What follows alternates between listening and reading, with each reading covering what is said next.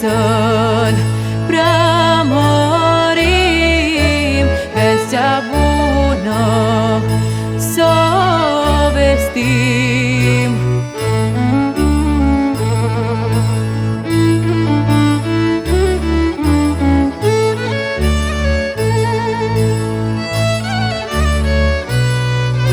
Sculați gaze, nu dormiți, florile d'albe, colinda să ne-o primiți, florile d'albe, în case să vă intrăm, pe Domnul să-l lăudăm.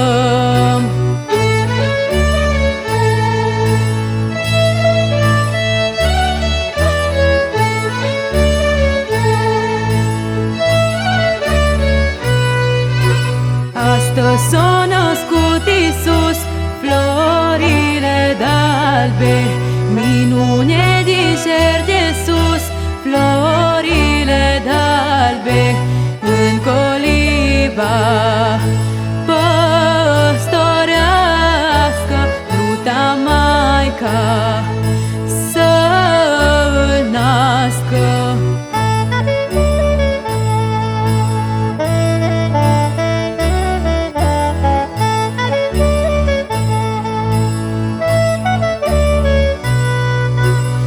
Azi în prag de sărbătoare, florile d'albe, fiți mai buni cu suflet mare, florile d'albe, păsărași să-i ajutați, vă Domnul să îl urmați.